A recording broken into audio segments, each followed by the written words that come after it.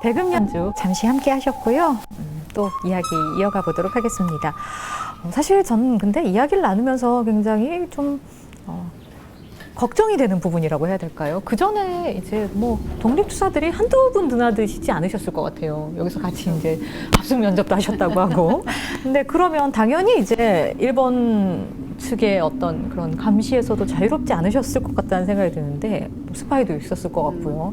실제로 좀 일본 순사들도 많이 들락날락 거렸다고 알고 있습니다. 네. 우리가 갖고 있는 일본 순사 명함이 많이 있어요. 순사 명함도 있군요. 그 네. 순사, 뭐 경부, 네. 뭐 이제 경부는 좀 순사 중에 간부죠. 이런 사람들이 왔기 때문에 이제 명함이 있는데, 아마 그 사람들은 감시를 한 사람들이죠. 최부잣집을.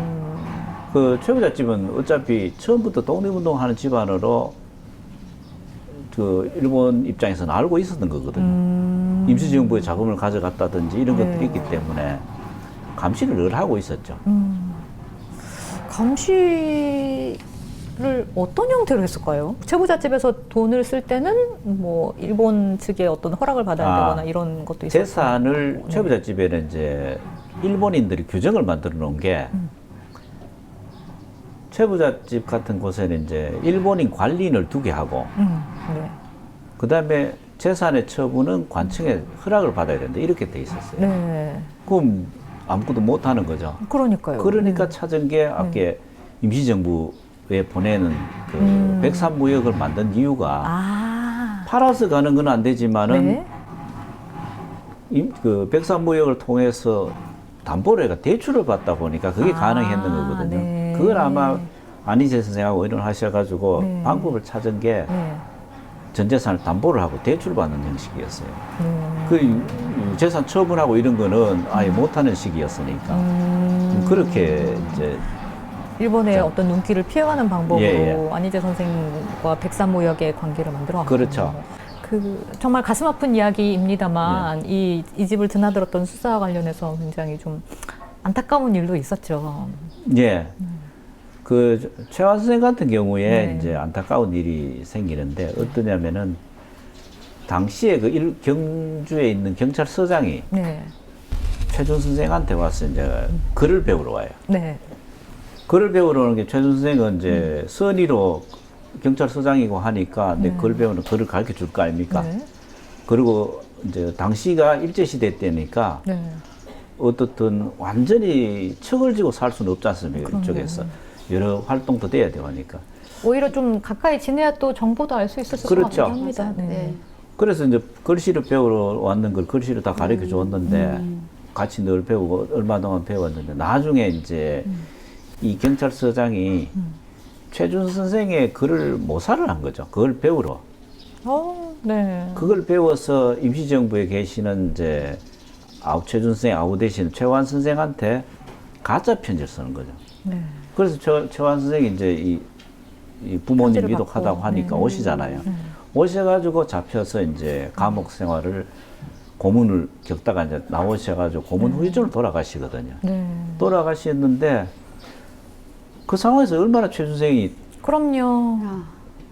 내 글을 배워가 내가 가리킨 서장 네. 경찰이 보낸 편지에 돌아와서 참 목숨까지 이제 잃었으니까 그 최준 선생의 입장.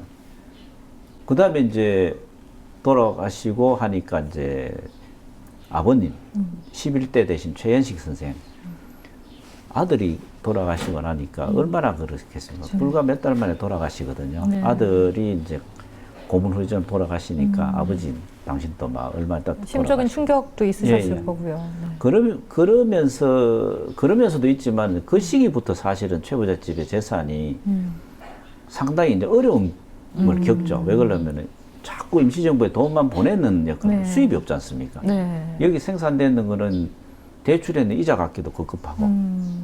그래서 최부잣집은 이제 30년대 후반 들면서 상당히 그 경제 활동에 좀 사실은 부담을 안고 갑니다. 근데 아까도 저희가 이제 얘기를 하다가 왜 공부를 하려는데 돈이 없다 이런 학생들, 고학생들도 지원을 해주시고, 제가 알기로는 또 최부잣집에서 항상 과객을 후하게 대접할 때 공부하는 선비들이 오면 이 대과에 갈 때 본인들이 한지를 준비해 갔다면서요. 네네, 옛날에 네. 시험 칠 때는 네. 자기가 직접 종이를 사갖고 가야 돼요. 네. 근데 종이 값이 근데 굉장히 만만치 않았어요. 저희는 뭐 수능이든 뭐든 치러 가면 나라에서 종이를 네, 다 그냥 참여 줘야 주는데 되지. 네. 여기서는 이제 뭐 지방에서 올라갈 때도 본인들이 다 한지가 비쌌는데 그걸 또 최부잣집에서 지원을 한 걸로 알고 있어요.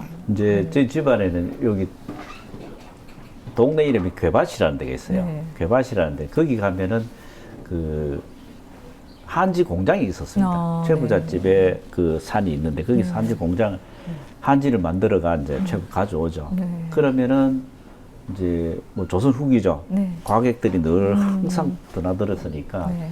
갈 때는 이제 음. 뭐 노잣돈도 줬다 그러고 그다음에 선비들한테는 항상 그 한지를 같이 보냈다 그러거든요. 그 선비들이 얼마나 마음이 좋았을까요? 그러게요. 네. 그게 우리 전통인 것 같아요. 음. 손님이 오시면 네.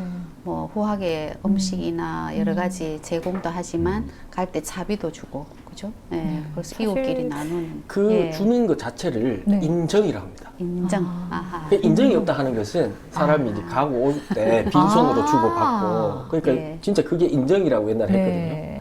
굉장히 아낌없이 베풀어 주셨고 네. 그런 것들을 뭐 대가 없이 베풀어 주셨고 특히나 뭐 이렇게 뭐 그 워낙 그런 문화였다고는 하지만 그 중에서도 아주 유독 특별하게 과객을 후하게 대접하면서 네. 이렇게 공부하고자 하는 사람들을 충분히 지원을 해주셨는데 그래서 공부하고자 한 의지를 뭐 높이 사서 어떤 그런 뭐 글씨체라든지 이런 것을 가르쳐 주셨을 텐데 네. 뭐 집안에 또 가르침도 있었을 거고요. 그렇게 공부하고자 하는 사람들을 쭉 도와왔던 그런 집안의 가풍이 있으니까요. 근데 이 글씨체를 가르쳐 준다는 건 어떤 의미가 있나요?